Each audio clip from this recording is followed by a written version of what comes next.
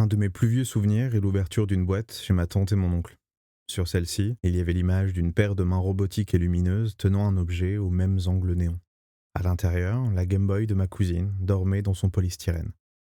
Elle la remettait immanquablement dans son emballage d'origine après chaque session.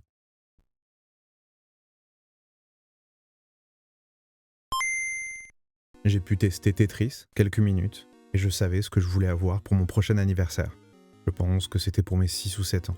Je n'ai depuis jamais arrêté de jouer aux jeux vidéo. Classer les jeux de Game Boy est assez difficile. D'une part, ce sont des jeux faits pour des sessions courtes, souvent sans beaucoup d'ambition, et malgré ça, je ne vais pas leur faire de cadeaux juste à cause de leur support. Si Legend of Zelda Link's Awakening est classé 83 pour l'instant, c'est que je le préfère à Metro 2033, qui est 2 places en dessous. Pas parce que je suis indulgent avec son ancienneté et son manque d'envergure. Même si certains jeux de Game Boy peuvent avoir la carrure de titres sortis sur des plateformes plus robustes, bien entendu. J'essaie de toute façon de ne pas me perdre dans des a priori sur la taille et la richesse d'un jeu. La complexité n'est pas une qualité en soi, la simplicité n'est pas un défaut en soi. L'autre chose qui fait que classer les jeux de Game Boy est difficile, c'est qu'ils ont un gros capital de nostalgie. Une fois un émulateur bien configuré, il est très facile de retrouver cette ambiance vert clair et vert kaki qui a accompagné pas mal d'années de ma vie. J'ai aussi la chance d'avoir quelques petites machines portables modernes qui me permettent de retrouver les sensations de l'époque facilement. Il me suffit de relancer un des jeux que j'avais quand j'étais enfant pour qu'une décharge de vagues à lame moelleuse ne vienne me secouer les omoplates. Il faut donc que je fasse attention. La nostalgie peut être un poison. Parce que d'un côté, si on ne retrouvera jamais le goût de la tarte aux pommes de son enfance, le plaisir qu'on avait à jouer à Super Mario Land 2, c'est parce qu'on l'a goûté quand on était gamin. Et à moins d'avoir eu une enfance vraiment merdique, tout était meilleur à ce moment-là. Mais de l'autre, remanger un bout de la même tarte, rejouer à Pokémon Rouge, ça fait revenir un peu de l'atmosphère de l'époque, et il est facile de se faire aveugler.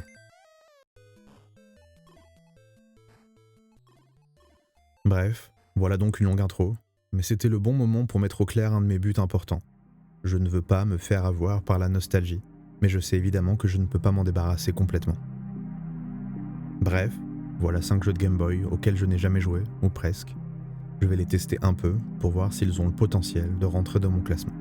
Je suis Idiot Doom Spiral et je suis en train de faire le top des 1000 meilleurs jeux de tous les temps. Idiot Doom Spiral.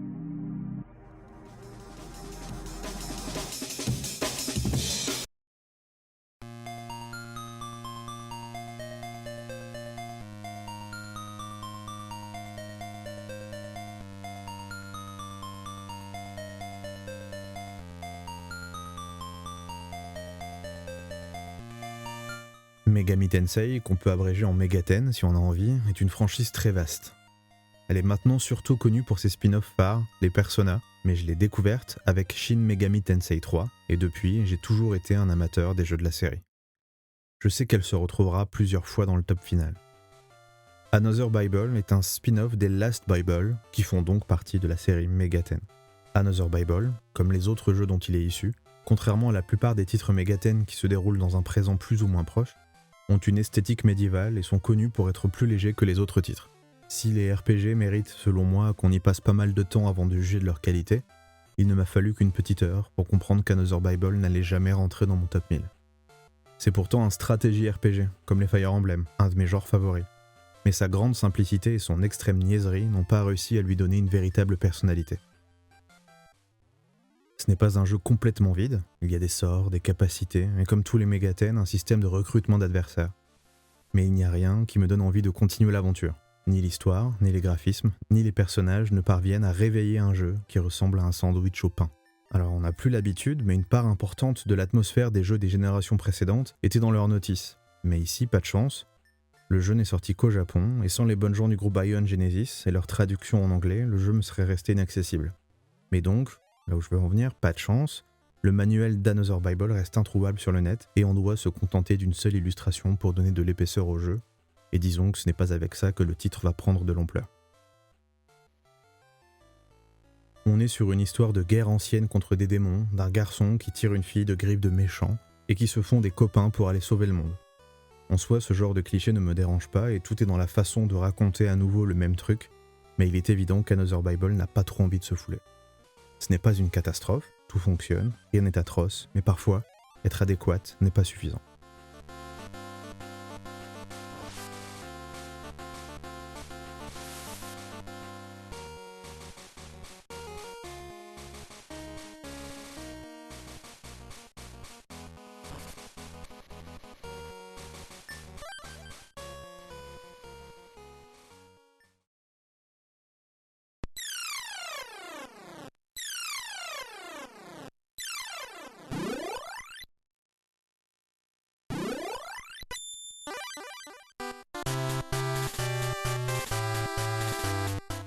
Avant le jeu mobile Pokémon Trading Card Pocket et ses ouvertures de paquets à la recherche d'un Dragofeu doré, il y avait sur Game Boy Pokémon TCG.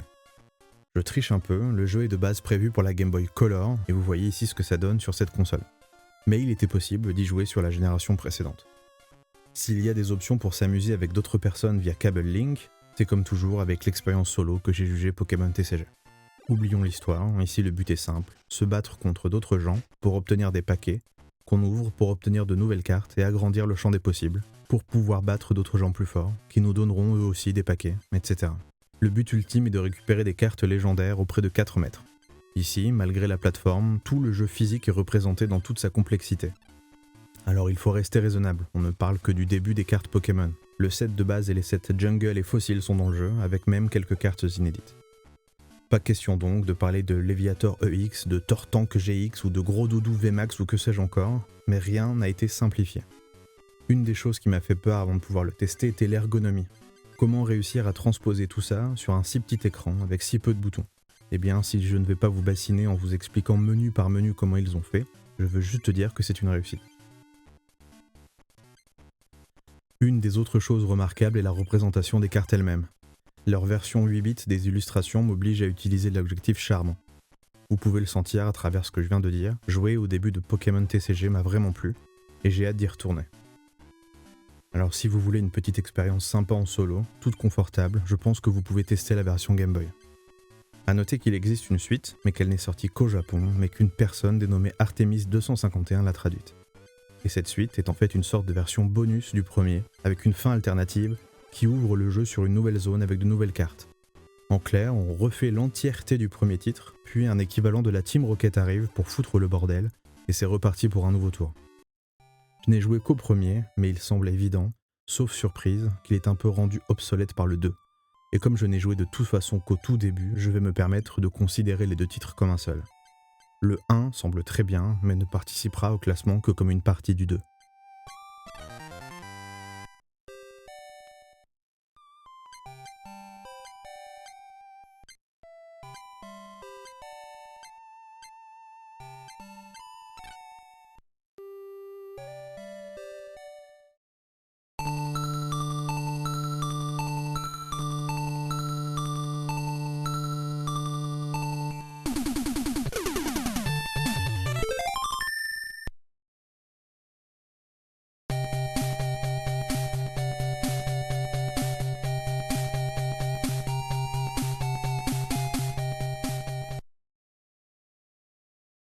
Contrairement aux autres jeux de la vidéo, j'ai eu Gremlins 2 quand j'étais enfant. C'est le seul titre que je possédais que je n'ai pas refait depuis, sans doute parce qu'il était enterré bien profond dans ma mémoire. À travers cet enfouissement, je pense que mon cerveau m'a protégé. J'aime depuis toujours les deux films, et c'est sans doute pour ça que j'ai demandé à ce qu'on m'achète ce petit jeu où on contrôle Gizmo à travers plusieurs niveaux dans un jeu de plateforme matiné d'un peu d'action. On se bat avec un petit crayon et on y lance des notes de musique mignonnettes. Le jeu est aussi atrocement difficile.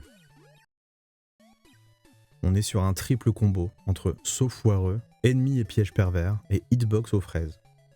Notre arme principale est donc, comme je l'ai indiqué, un crayon. Déjà, il faut trouver l'ustensile avant de pouvoir commencer à frapper ses adversaires. Sans lui, on ne peut simplement pas se défendre au-delà de notes de musique à l'utilisation unique. De toute façon, une fois armé, notre petit Gizmo donne des coups à environ 1/4 de centimètre devant lui. Avec seulement le crayon, il est par exemple quasiment impossible d'affronter un des ennemis basiques du jeu, les chauves-souris, sans perdre un cœur de vie. L'objet le plus puissant est la boîte à outils, qui est une sorte d'option d'invincibilité à durée limitée, et qui permet de tuer tous les adversaires qu'on touche, un peu comme si le carton de Metal Gear Solid était enduit du dissolvant universel inventé par Géo Trouve-Tout dans une des meilleures histoires de Picsou par Don Rosa. Oui, je fais des références obscures et je vous emmerde. Toujours est-il que la boîte disparaît au bout d'un nombre prédéfini de destruction d'adversaires, et son utilisation intelligente est indispensable pour arriver au boss avec plus d'un cœur de vie. Attention par contre à ne pas devenir fou à cause de la musique qui accompagne l'utilisation de ce bonus.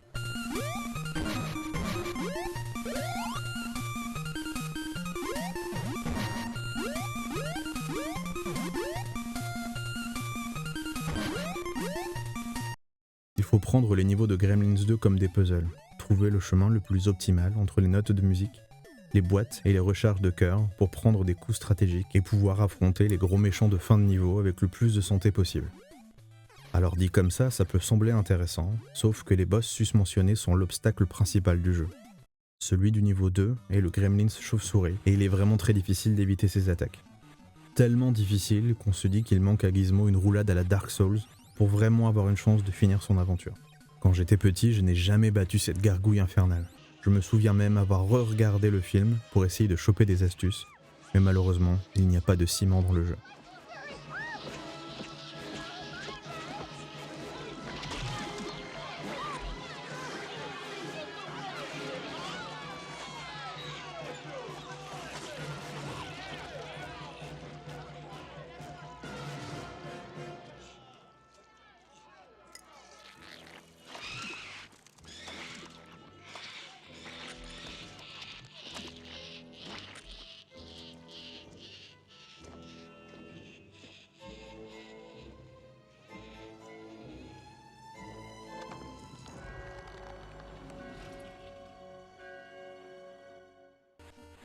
Je ne l'ai toujours pas battu, et j'avoue ne pas avoir l'envie de vraiment me forcer pour enfin voir la fin, et ça même s'il n'y a que 4 niveaux.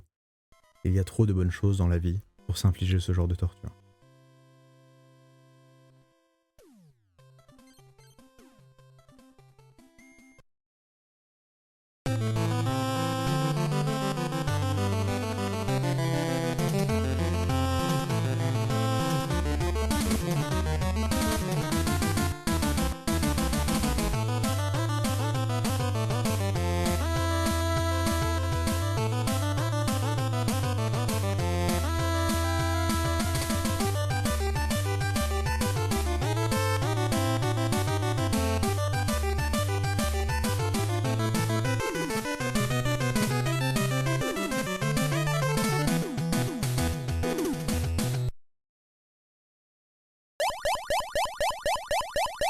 Trip World m'a surtout impressionné par ses animations et ses graphismes. Je sais que c'est bizarre de dire ça d'un jeu sur une console dont la résolution est de 160 sur 144 pixels et dont le héros doit en faire une dizaine de haut. Mais nous sommes tous ici des gens sensés, on sait très bien que ce n'est pas la taille qui compte. Il y a quelque chose d'absolument charmant dans les déplacements de notre bonhomme et dans les backgrounds des différents niveaux de ce jeu de plateforme. Je pense que je suis vraiment tombé amoureux de la présentation du jeu en me transformant en poisson sur la terre ferme.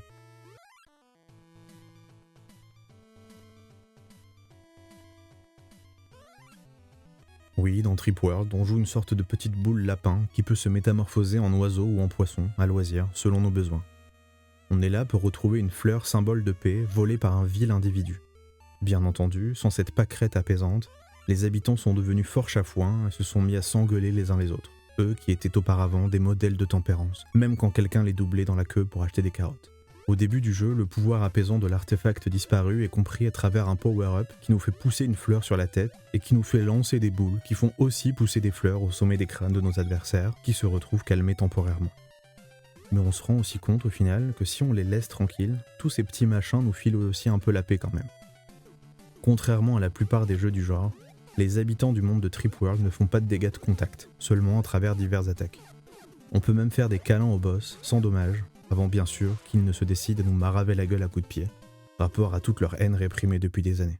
Le tout fait que Trip World semble être un jeu plutôt simple. Mais si on met par-dessus ça la beauté du titre, qui est vraiment un des plus chiadés de la console, avec sa bande sonore mignonnette, le jeu n'est pas ennuyeux. C'est un jeu promenade, avec suffisamment de friction pour donner envie de le continuer.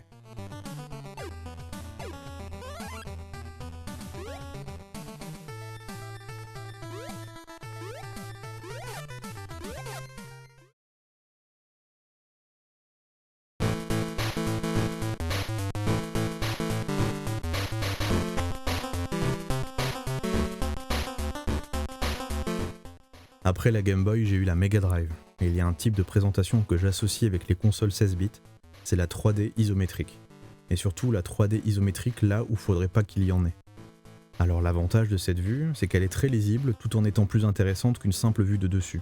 C'est donc nickel pour les RPG comme Fallout ou les jeux de stratégie comme les Civilisations. Là où tout va mal, c'est quand on a envie d'utiliser ça pour faire des jeux d'action en temps réel, comme un jeu de plateforme par exemple. Le premier problème, c'est que la plupart du temps, les boutons de direction sont décalés de 45 degrés par rapport à ce qui se passe à l'écran. Si j'appuie sur O, je vais souvent en haut à droite, etc. Ça rend les déplacements difficiles et ça demande un long temps d'adaptation. Si je parle de tout ça bien entendu, c'est que Monster Max est un jeu en 3D isométrique et que c'est un puzzle platformer. À l'apparition des premières plateformes volantes, j'ai eu un violent flashback d'un action RPG de la Mega Drive, Land Stalker, qui imposait des séquences où il fallait atterrir sur des rochers flottants dont la position était absolument non identifiable.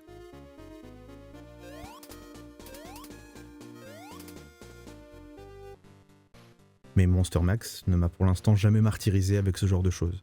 Ici, on se balade de salle en salle et leur taille réduite fait que la vue garde ses avantages en lisibilité sans presque jamais nous faire perdre en maniabilité.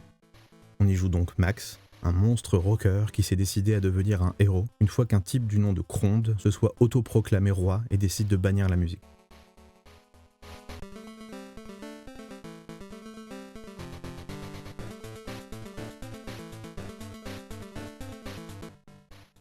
Le but du jeu est d'arriver à la fin de chaque niveau à l'aide de divers objets. On ne peut en garder que 2 sur soi et il faut apprendre à faire des choix pour pouvoir avancer. Sans objet, on ne peut que se déplacer. Alors est-ce que je vais avoir besoin de sauter, de m'accroupir, de poser des bombes ? Je n'ai pas joué longtemps, mais le jeu m'a donné envie d'aller plus loin, aussi grâce à sa musique remarquable et sa présentation généralement très réussie. On est donc sur un titre qui demande de la réflexion et de la précision, et ça a vraiment été pour moi une belle découverte. Et puis de toute façon, il suffit de regarder un peu l'illustration sur la cartouche pour se dire qu'on est tombé sur un truc spécial.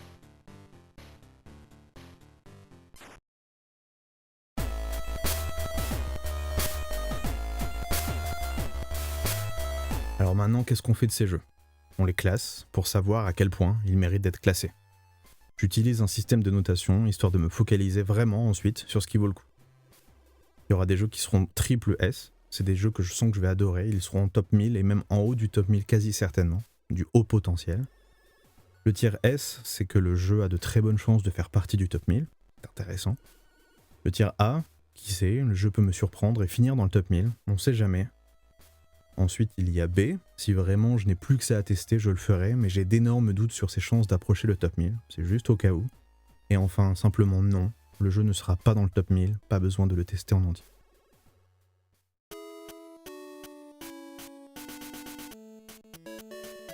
Vous vous en doutez, Another Bible ne survivra pas à cette étape, et ça me fait un peu mal au cœur, car je suis du genre à vouloir jouer à tout d'une série que j'aime, et Megaten, j'aime.